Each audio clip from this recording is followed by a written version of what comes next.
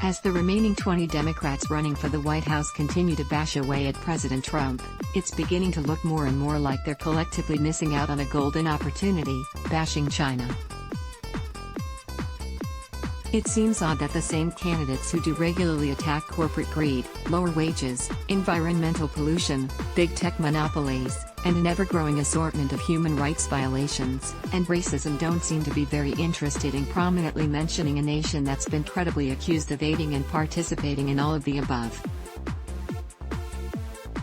It's not that some of the leading candidates completely ignore the issue, but they seem to bury any criticisms of China in policy papers. For example, Sen. Elizabeth Warren's recent call for economic patriotism does call out China for depressing U.S. wages, currency manipulation, and polluting the environment.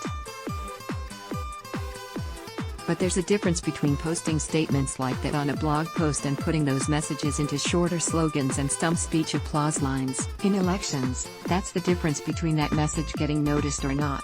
Not only are Warren and fellow economic reformer Senator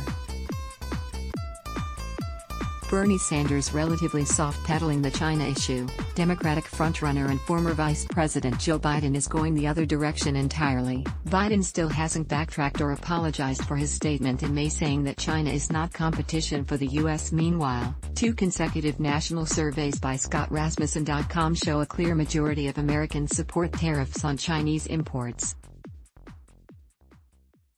In late May, a separate Harvard/Harris online poll found that 53% of registered voters approved of the administration's decision to increase tariffs on $200 billion of Chinese goods. Of course, polls are all about the wording of the question.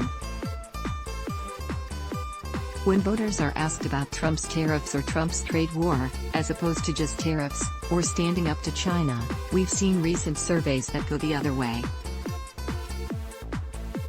There's a good chance the same voters who say they don't like Trump's tariffs will support them if they're promoted by Warren, Sanders or Biden. But none of the candidates have put together a credible alternative to tariffs for pressuring China to at least consider changing its trade policies. Asking Beijing nicely doesn't seem to work. The same can be said for many of America's top corporations and trade groups, who have made regular statements opposing the tariffs, but never seem to offer any other ideas. The Democrats, this is actually a losing strategy.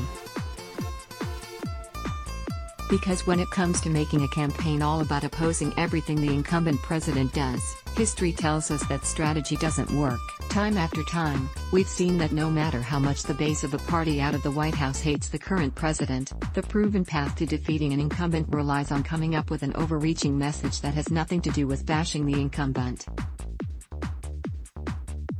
Think about the 3 challengers who beat incumbent presidents in the last 50 years of American history. For Jimmy Carter in 1976, Ronald Reagan in 1980, and Bill Clinton in 1992, their campaigns were defined by an aura of new ideas and enthusiasm. None of them took a nasty tone toward their general election opponents.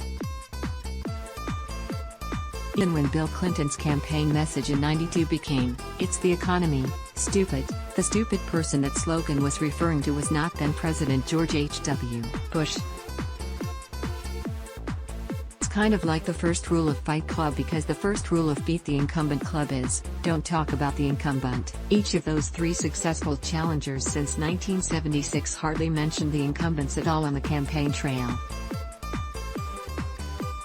Right now, can anyone even imagine a Democratic presidential candidate not mentioning President Trump at least a dozen times or so, even in a short speech? Probably not. The failed campaigns of challengers Bob Dole, John Kerry, and Mitt Romney were overly based on an anybody but the incumbent message. Challengers need to make more of a case for themselves to win. So far, it doesn't seem like any of the leading Democrats are doing much of it, even though the China issue offers them that chance. Of course, there's still time, especially for Warren, who's come the closest to focusing enough on China to be a credible critic if she starts talking about the issue more often.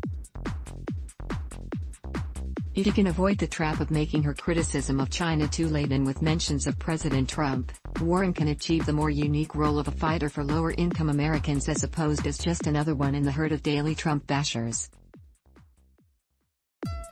But based on what we've seen so far in this elongated election process, it doesn't seem like any Democrats will get smart enough to lay off of President Trump long enough to make a case for themselves.